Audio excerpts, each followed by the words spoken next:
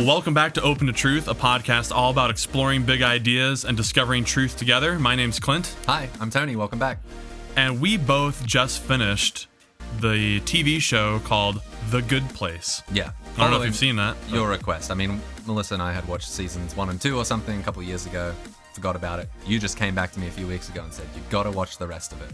So we marshaled through. We started it. That was enough to actually get you to... No, I trust you. Yeah. I trust your recommendations. So, yeah, we marshaled back through from the beginning to the end in a few weeks. There's some zaniness to slog through a little bit. Yeah, but, it's a wacky show. But toward the end, I was just completely blown away by this finale and what it got me thinking about in terms of the afterlife. So for those of you that haven't seen it, I should say right now, huge spoiler alert. Oh, yeah. If you're interested in watching it, don't listen to this episode. Go watch it and then come back to this episode. Right. Yeah. Yeah. We're going to spoil so Everything. much of the plot. Yeah. But without going through the ups and downs of every season, Yep. the basic idea is these four strangers meet in the afterlife. Mm-hmm. They've all died. They think they've arrived at the good place. They meet these angels that have kind of set up this little idyllic It's community. paradise. It looks Yeah. like paradise on the surface anyway. Yeah. Yeah. And they come to find out that it's actually the bad place, and this kind of innovative demon has selectively chosen these four recent deaths, these Yep. people that have died, that will perfectly annoy each other for eternity and Right. press their buttons in the right way to where they think they're in the good place, but they're really being tortured. By each other. Right. Because of the problems in their relationships and the way And they the relate flaws to each in other. their personality. In their character. Right. Yeah. So kind of interesting little plot for a show. As the show develops, like the main demon, Michael, grows some affection for the folks in his torture chamber. They start to realize like maybe this whole setup isn't really fair. They're trying to like escape the bad place that they're in. Crucially, the setup is, and this might be the way you think or people think, that throughout your life, every deed you do accrues points, either good or bad, positive or negative points, based on the goodness or moral value of the action. And then when you die, whatever your point total is, if it's good enough, you'll end up in the good place. And if it's in the negative, you go to the bad place where you're tortured for eternity. So, and it's a comedy show. Yeah, it's so very, they're very like, lighthearted. So they'll poke fun even at that idea, like eating frozen yogurt or something gets Yeah. negative points or something Right. crazy. Yeah. Well, that ends up being one of the main flaws with this system that they find out is there are unintended consequences for every action that we undertake as humans. So, for example, Chidi, one of the characters, freaks out thinking he's lost so many points because he used to drink a lot of almond milk and he knew it was bad for the environment, but he did it anyway. Or a simple decision like going to the store and buying a tomato has all these unseen consequences about the industries that you're supporting and slave labor or who knows what. So you actually get negative points for doing something that seems kind of healthy and good to do, you know? Yeah. So by the end of the show, or coming up on the last episode, the gang of heroes figures out a new system by which basically no one is consigned necessarily to the bad place for eternity, but everyone keeps having these chances of getting into the good place. Self-improvement. They're given the chance to improve morally over time. Right. And warrant an entry into the good place. And so I just kind of wanted to linger on that for a while and kind of review the show as it portrays the afterlife. And this, what's kind of interesting about it, I guess, I don't know how to take this piecemeal, but it seems like it's trying to take the best of the different ideas of the world religions and kind of combine it into this unique expression. Yeah. So the first part is this idea that you just mentioned. Instead of like at the end of this one life where the point, you just have a point total, and if it's good enough, you go to the good place, bad enough, you're in the bad place. Yeah. Hell, heaven, if you will. You actually get a redo, right? If you didn't make the cut, so to speak, you are put back in some other simulation, test, trial. Maybe it's another life to live. Yeah. To see if you do better the next time. And you retain some small vague hints about your moral progress. So you have this still small voice of conscience that's guiding you towards right action, and you can choose to listen or not listen to it. And yeah, you're given another chance. Yeah. Which seems kind of like a purgatory idea, right? Isn't that the idea of purgatory, that the dross is burned off you, the moral dross? Mm-hmm. It's purgatorial, similar to reincarnation. I mean, reincarnation is a little bit that way. Also, it has a purgatorial element. By that, and that just means purging. It's removing the dross, the bad, replacing it with virtue. Yeah. That's a point of reincarnation, right? And I think so. The Eastern traditions. Certainly that how you act in one life has consequences for how you will be reborn in the next life. Mm-hmm.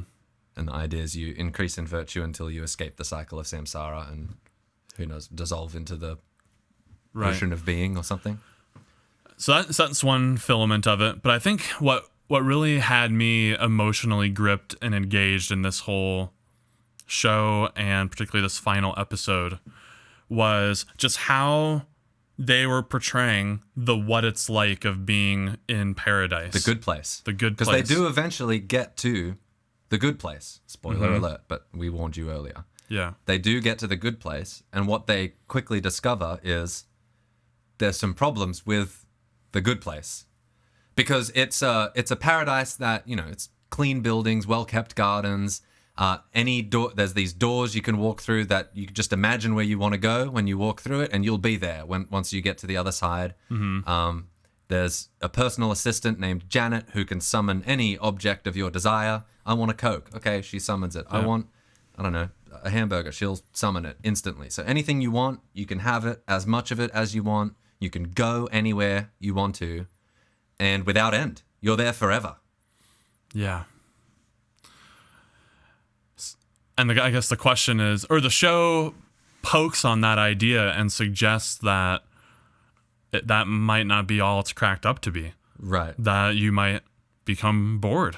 Or in this case, they become sort of mentally soft or something. Like they're no longer ever posed with a challenge or an obstacle. Mm-hmm. And so they just sort of gradually become dumb over time and can't think properly. And they're just sort of lazily hanging around like zombies drinking milkshakes. And so the gang has the ear of like some grand architects of how to structure the afterlife, and they suggest, hey, look, we got to the good place. It kind of sucks.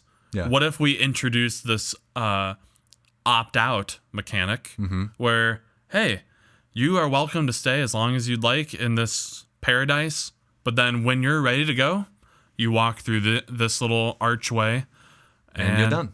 And you're done. And that means something like extinction, annihilation, final death. Yeah. Whatever words you want to use there. You will be no more. Yep. Yeah. But you can stay there as long as you want. So if you want to live 2 billion years drinking milkshakes, 8 billion, a million, I don't know, whatever, however long you want. But if you ever reach the point where you're like, I think I've had enough, then you can walk through this door and just be done. Which, for me, just raises interesting questions. You and I have talked before about the desirability of heaven. In fact, you wrote a paper on it, Defending the Desirability of Heaven, which that's sounds... the name of it. That's the name of it, yeah. You would think heaven would be desirable. But there are those out there who would argue that we just can't grasp what an infinite length of time would be like, and that given enough time, even the greatest pleasures would become sickening to you, or you would become totally consumed with boredom. Mm-hmm. I mean, just my own life, I know that the same food that I can really crave, once I've had a ton of it, can make me sick to look at. I don't want any more of that. Activities that I love. Forever? Or like you never want to return to it? I guess if you really abused it, maybe. Maybe. Yeah. Yeah, there's some I don't need to go back to. Yeah. But any activity that I enjoy doing, whether it's music or it's playing a game, whatever, eventually, I mean, we've all experienced boredom. You just get sick of this thing that used to bring you so much joy and you used to be so compelled by. You just can't stand to do it anymore. So some would argue that this idea of an eternal state after death would actually become kind of torturous eventually. You'd become... if you were forced to be there. Yeah, you'd be unbelievably bored after 2 million years.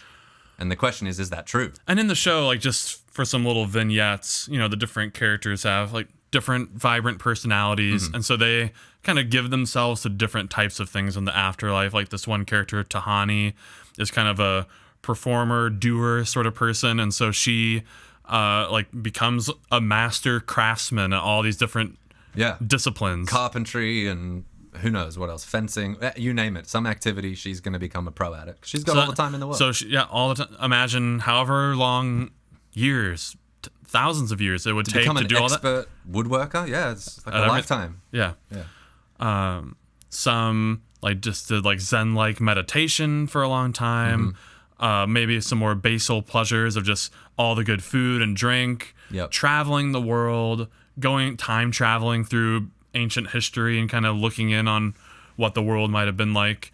I mean, dress it up however you want to make it as good as you want it to be. And the point remains, eventually, you will run into this brick wall. So they say, of what's next. Is there anything really to look forward to? I've done it all. And in fact, if we really tease this out, I mean, infinity or forever is a heck of a long time. I've done it an infinite amount of times. That's right. You could spend billions and billions of years and you haven't gotten any closer to the end of things. You know? You mean temporally? Yeah, temporally. Yeah. You still have an infinite stretch of time ahead of you. So, I'd love to I know it's been a few years since you wrote that paper. Yeah. I'd love to hear from you. What were some of your defenses as you attempted to defend the desirability of heaven? How might we get out of that problem? Yeah, so a couple of terms that might help us, that these aren't mentioned in the show, of course, but a renewable pleasure is just a pleasure that you can partake of more than one time.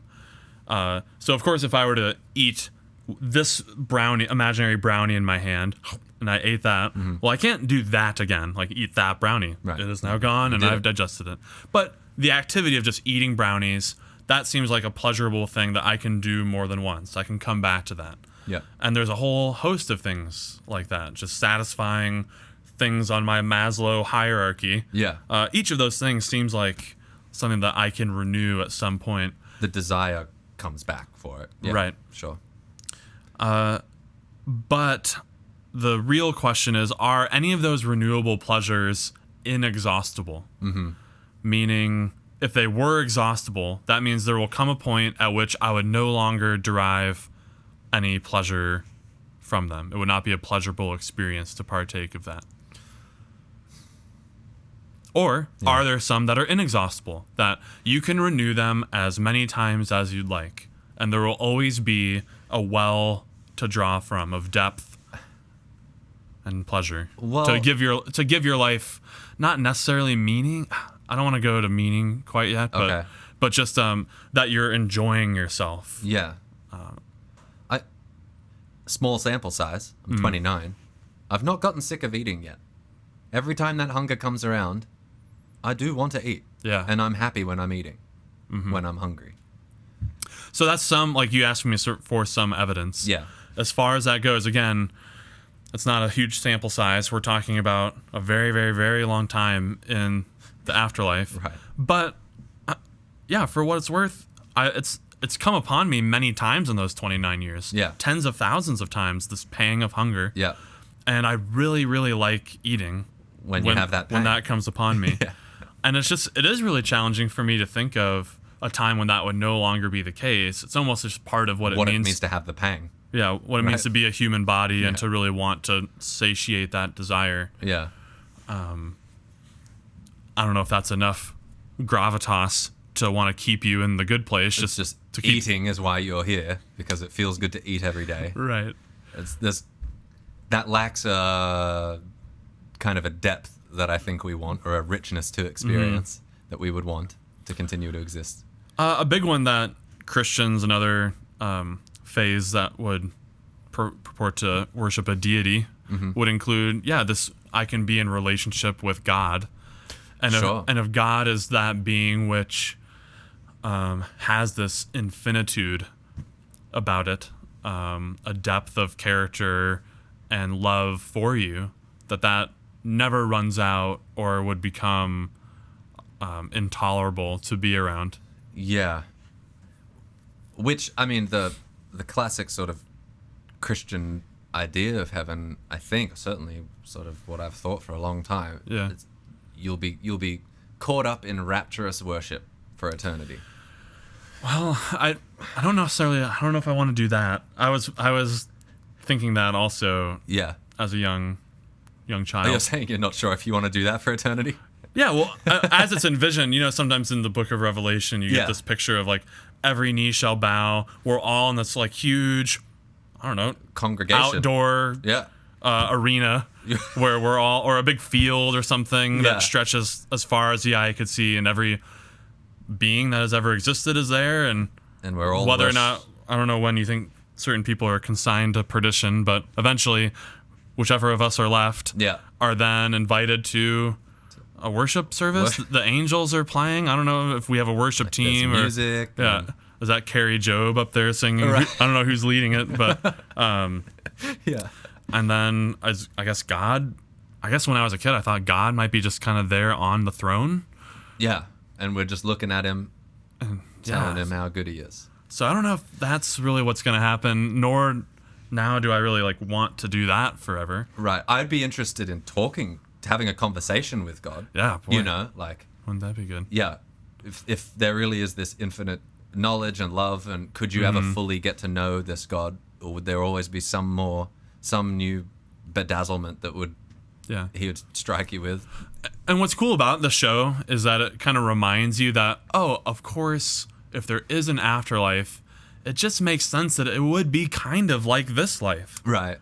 There's people. I'm embodied, because it's really, really difficult to even comprehend or imagine what it might be like if otherwise. It's not that. Yeah. I'm eating, I'm drinking, I'm experiencing the world, playing games, building relationships, enjoying friendship. See, when I think about inexhaustible pleasures, I wonder if relationships are part of that. Or do relationships thrive? Do relationships require novel experiences? So I can imagine if you and I, we have a great relation. I think we have a great relationship. If we every time we got together didn't have new stories to tell or new ideas to discuss, would it just get stale? Mm-hmm. Would we eventually grow to hate each other? I just can't stand to look at Clint anymore. Would I reach that point? Because I mean, when I was a teenager, shout outs to Jono and Muzz, who would come over to my house. They might stay for a couple days at a time, and then after 3 days, I'd say to them, "All right, you guys need to go. I've had enough." And I love those guys. But eventually, I either want some me time, or I've just had a bit of enough. Yeah. But then, so surely you'd reach that point. But what you think though? Because what you did was, I mean, I don't think anyone in the discussion is saying that you would have to keep doing this one thing forever. No. Maybe the worship service people say that, but in this new version where it's kind of like this life, but way, way better. Yeah. Hang out with your friends for a little bit, and then like, oh, yeah, we hung out, and now I'm going to go do something else. Bocce ball. Right. And now I'm going to go see the Parthenon in Greece. Yeah. Or I'm going to like just kind of view back the Abraham Lincoln speech. There's a lot you can do. Yeah, you don't have to only be with that person. Right. Forever. Yeah. Fair enough. Okay. I think games are an interesting potential form of inexhaustible pleasure. Go on. Now, yes. I'm a gamer, so I enjoy games. Just new WoW expansions forever. The story keeps going. It would need to be, well, that's good. I'm glad you brought that up. It would need to be new games. It would need to be new novel sets of rules and outcomes and skills that need to be mastered in order to reach those outcomes. Okay, so this is great. I addressed this in the paper as well. Oh, great. Are there an infinite number of activity kinds that you have at your disposal? If so, then the problem is less worrisome. There's always something you haven't done. The problem of intolerable boredom. Do you think there are an infinite number of activity kinds? I don't know. It depends a little bit on the environment you're in. Yeah, I leave that. Yeah. Kind of agnostic, just kind of really hard to know. But it is a possible defense for. Yeah. Yeah. The relationship piece. Yeah, or even if you consider spouses or children, or what if this isn't normally taught in Christendom, but the notion that you might have children in the afterlife. Oh, yeah, sure. I don't know. While we're just dreaming and speculating, why not, right? Yeah. And so does there really come a time where I don't want any more part of that? You know, Yeah, right. imagine if you and your spouse could have another child in the afterlife. Like that was always an option to do. Oh, like there's never been this being before. A whole new person I get in to the meet history of the universe. and interact with, and yeah. Now again, I want to pay deference to the people that like I was responding to in that article. There's something really gripping about the objection, like, but remember, it's forever. It is forever. Are you sure you want to do it forever? And I think at the very least, just going through all the literature on that and writing about it, it made me much more amenable to the idea of an opt-out scenario. Where you can choose just to be annihilated. Like, why not? Why wouldn't the good afterlife architect include that as an option?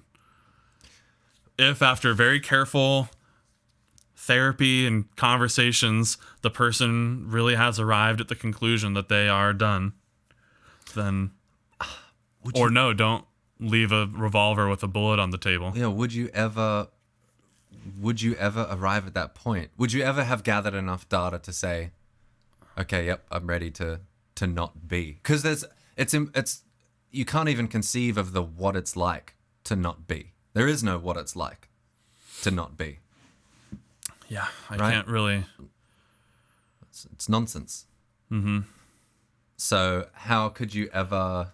Great. This is. I love that you're kind of running through the logic of the paper. Yeah. So section 3. Is it really? Yeah. On are there fates worse than personal death or annihilation? And the intuitive answer is yes. Like I can imagine an existence where It's my god, torturous. yeah. But on the other hand, like you can't really compare it to nothing. There is no what it's like to nothing. Yeah. That's just what it means. Is there is no what it's like. Yeah. So it's just very difficult to compare the experiences of that. Sure.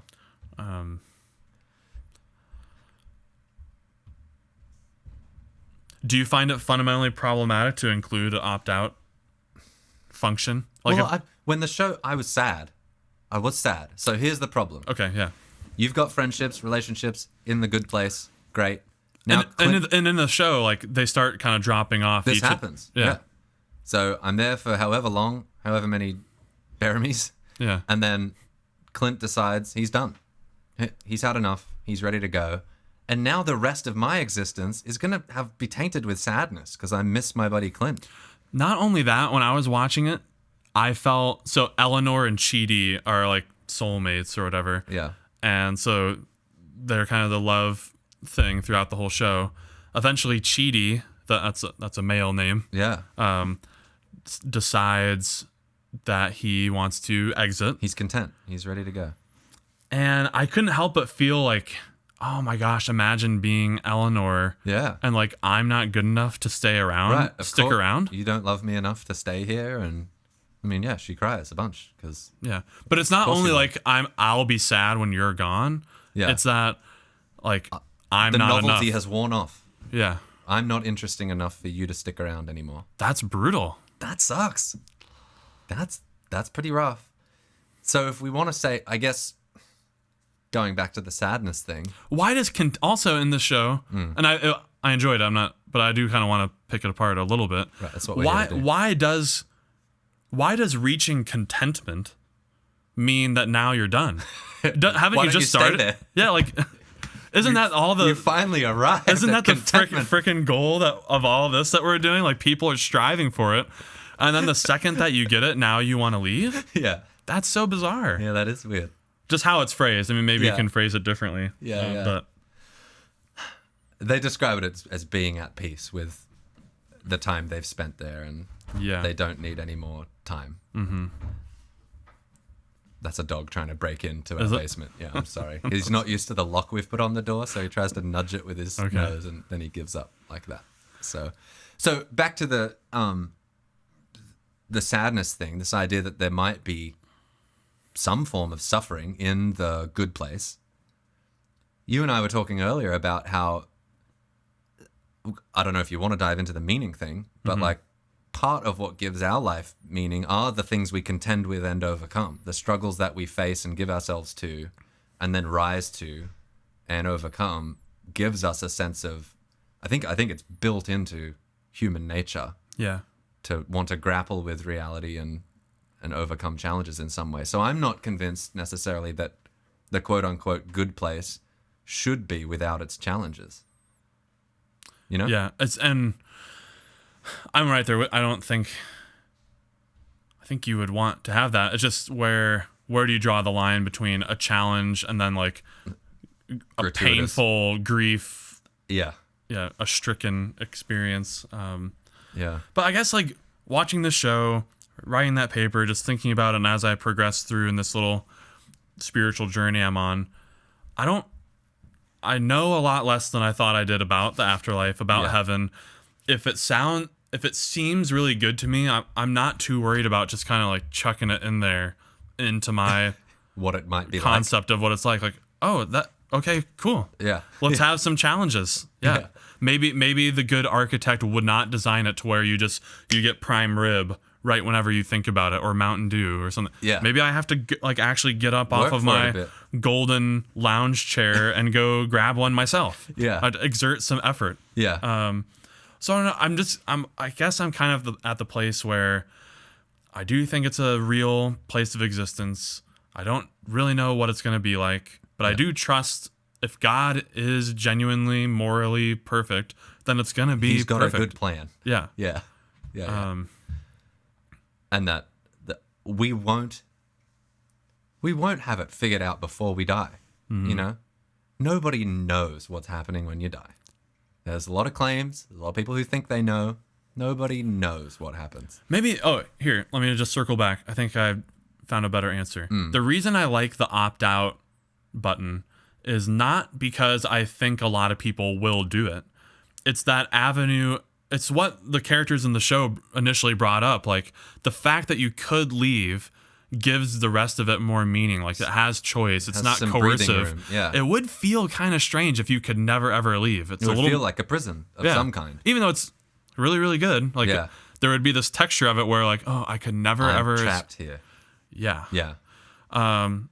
So although like you may leave when you're ready, I'm kind of the persuasion that no one will leave. They will never be ready to go. Right. Kind of similar, if you'll follow me for a second. I will. Analogous to how sometimes we talk about the character of God and God's moral perfection. It's what I mean by that is God always does what is morally best. Not that he has to or constrained to, because that suddenly kind of pulls the meaning out from under it. I think God could do evil, but does not. And that's what makes him good. Yes. Yeah. So it's this genuine possibility of choice and alternative. You could go down that path, but this thing is so winsome and fulfilling and meaningful and renewable and inexhaustible that I want to keep doing it. Yeah. I could get on board with that. Yeah. Yeah. This is not to say that it even exists at all. No. This is, we just constructed that. Yeah. Hopefully, I think that's worth hoping for and going out and finding evidence for a being that might ensure that possibility. Yeah. But yeah. Yeah. So there's a discussion for you of the Good Place. That's a review of our review of the Good Place show and the finale. Yeah. Yep. Super enjoyable. Although we've spoiled everything, if you for some reason listen to this and haven't seen it, it's still worth going and watching. It'll have you laughing out loud. Great show. Yeah, that's a good show. It's worth grappling with these ideas for yourself. And if you have any other questions or little filaments of that finale or other parts of the show you'd like us to dive into at some point, feel free to write in the show. We just did a mailbag episode a couple weeks ago. We'd be more than happy to do that again. We really enjoyed that. That was good. So write into the show at opentotruthpodcast@gmail.com. And be sure to hit that subscribe and like button below. That would really help us out. We'll see you next time. See you next time. Stay curious.